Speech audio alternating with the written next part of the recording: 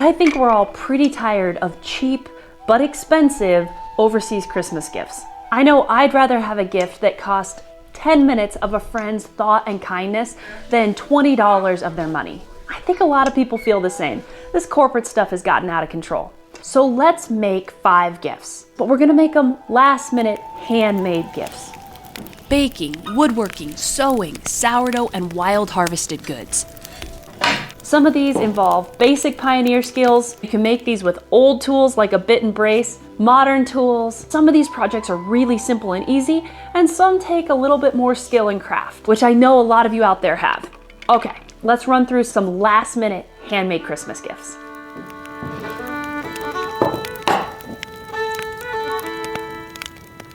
Straight off the bat, you can do this the night before Christmas or an hour before a party. Grab some nice paper and a pen. You don't need perfect handwriting for this. In fact, the more raw and real, the better, I'd say. We can buy fancy cookbooks pretty easily these days, but it's far more fun to have a recipe written by a friend's hands, especially a recipe that reminds you of them. Now, my pie crust is my secret weapon. Sometimes I botch it, but mostly I can make this in my sleep. To my friends though, a flaky pie crust is kind of like magic. It's difficult, and they have recipes that I love and would have fun trying to make. I bet you've got a recipe like that too. Maybe it's Boston brown bread or grandma's lefse recipe. So sharing a recipe with family and friends, it's special. It's a connection tied to lots of memories of good times together. Plus, it has value. So many of us want to be better at pioneer skills like cooking and baking. So this little piece of paper is a roadmap. Maybe make a pack of 7 or 8 and tie it with twine. Even printing copies of your handwritten recipes can be fun, and it's pretty simple to do these days. But let's say handwriting isn't your thing. This next gift is suited to the rough and tumble woodworker. So let's talk easy projects all the way up to expert level hard. But first, easy and free.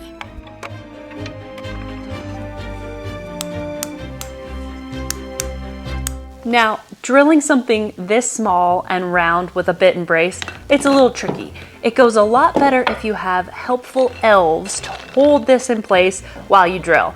And because this isn't moving very fast, it's not like I'm gonna cost a kid a finger, right? We actually did these with a little tiny power drill, same bit. The kids were able to help. Maggie threaded them, and George helped hold while I drilled, and he even got to drill some too. So these are free raw materials. We found them at our city park while the kids were playing on the slides. You can't eat them, they're deadly. I thought they were horse chestnuts, but I think they're technically an Ohio buckeye. This year we're stringing them along, and then I'm not exactly sure what we'll turn them into. We might make decorative elements around candles. We might hang them from the windows with a ribbon for Christmas, or I might even add them to our Christmas wreath on our front door, just to add that shiny, rich color that something free from nature can give you. You don't have to buy this. Just go out and pick it up off the ground. And if you have old tools like this, all the better. Now, there are some amazing gifts you can make by hand that do take months and months of work. This Christmas tree saw is one of them. You take this off the wall every year, cut down your tree, take your family photo, hang it back on the wall. My friend Harry spent hours of time making this for me, and it's something I will treasure forever. And the connection to Christmas, which makes a gift like this not just functional, but beautiful. And a lot of people would love to have it. So those of you out there with the skills, I highly recommend making one of these Christmas tree saws. Your family and friends will love it. Heck, if you've got the skills of woodcraft, make them a handmade chair. And yeah, it took months and months and months of work. We did everything with hand tools. I mean, look at those joints. Cut with a chisel. Ah, you gotta love that. But not every gift has to be as labor intensive as this. A handmade Christmas gift, it can be something really small that says, I put in the time and thought just for you. I didn't throw a bunch of money at it, I put my time. This one is time, yes, but you could have this ready in less than a day. It is so simple. You may already have the ingredients in your house.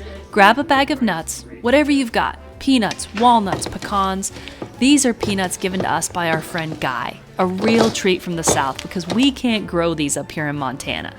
Now, you can do the next step in the oven or on the stovetop. It's basically melted butter, brown sugar, and a sprinkling of spice. Stir, let it cool completely until it's hardened, and you have pure heaven. But then, upping the ante a bit, I've found my family loves it when I chop the sugar-coated nuts up and add them into cookies. Talk about taking a normal recipe and making it really special for the holidays. Tie a piece of ribbon around a mason jar of whole nuts or chopped nuts with a little tag that suggests how to use them. Or heck, bake these into Grandma's chocolate chip cookie recipe and share the finished product at a dinner get-together. This one is a winner, and it's dead easy. If you want more of a challenge, there's a bit of baking that's a level above the rest. And it's one I haven't mastered yet. But I know I treasure it when my mom brings over a freshly baked loaf of sourdough. Huge treat. Absolutely makes us feel loved because we know the time and care that has to go into each loaf. My favorite gift to give friends and neighbors is sourdough English muffins. They seem as if they'd be really difficult. They just feel special, but actually they're super easy. You can give the gift of learning sourdough too. But if you've OD'd on sugar this Christmas and sourdough's a bit beyond your reach, this next handmade gift is for you. It's all about scent and beauty. Now another free handmade gift that you can make for people that I've got a jump start on is going outside into your garden or even out in nature and drying some herbs, drying some wildflowers. Even though we're into November here and in Montana, fall comes really early and winter seems to be here in a flash. But sage is one of those really hardy plants. It keeps growing. We've already had our first snow and tons of freezes, and the sage is still as healthy as it ever was. I never want to cut sage right before a really hard, deep cold, but if the weather looks decent for a week, yeah, I go out, I cut it, I string it up, and I hang it from the rafters. And in no time at all, I have dried herbs for cooking, and I have a beautiful bouquet. If I flip this upside down, maybe add some lavender or dried sunflowers are beautiful, or there's all sorts of wild plants growing across here, rose hips. There's wild plants everywhere that you can make a beautiful bouquet that's gonna last you not just for a week, the way fresh flowers would, but for months and months and months. I have some dried hydrangeas. I cut them last year at this time, and I just decided to send them out to the compost pile, even though they still look perfectly good. But it's time to cut this year's batch. I know I'm going to be using dried herbs, dried flowers in our Christmas tree this year, just like I did last year. It's one of my favorite ways to decorate. And I think it's probably pretty in line with the old pioneer traditions. When you were a homesteader out here, you had to make do with what you had around you. Maybe you didn't have hydrangeas, but I'm sure you went out and picked lots of wild berries and flowers.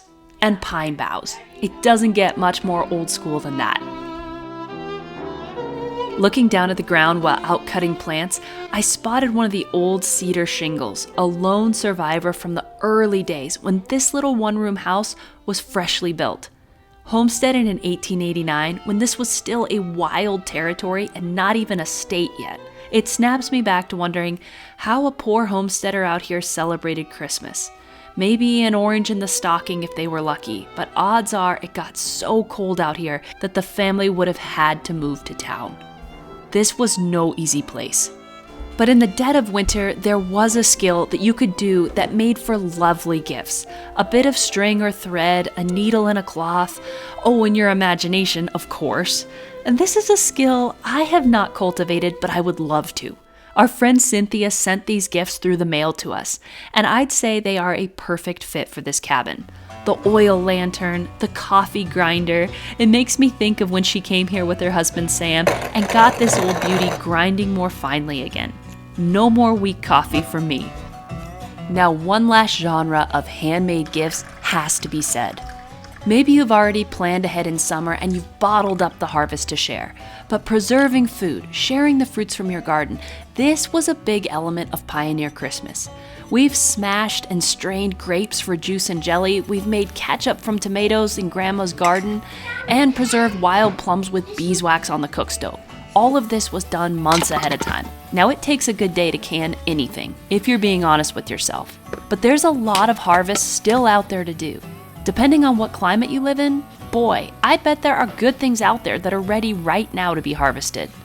I know the first couple hard freezes have made the grapes taste incredible here. And a year ago, I would have said it was impossible to even grow grapes here. But not so. Just this week, we made grape juice, and it's unlike anything I've ever had. On top of canned goods from the garden or orchard, making vinegars, soaps, tallow balms, herb flower soaks, and more. These are all within reach. Some by Christmas morning, some with a week or two of planning. But if you have a few days, most of these are very possible. Of course, Christmas isn't about things, it's not even about the gifts. The real meaning of Christmas, of course, is about something much deeper than that. And as we're headed into a dark winter, yeah, giving the gift of something warm and special and handmade, it means something. It's a very special time of year, and I know with young kids, we are especially excited about it. So thank you guys for hanging out in the cabin with us. The countdown is starting to begin. Cheers, everybody. How big are you thinking for the windows? Little? I think I could just pull a few of these off. Yeah, this I think would be the front door. This will be our beast.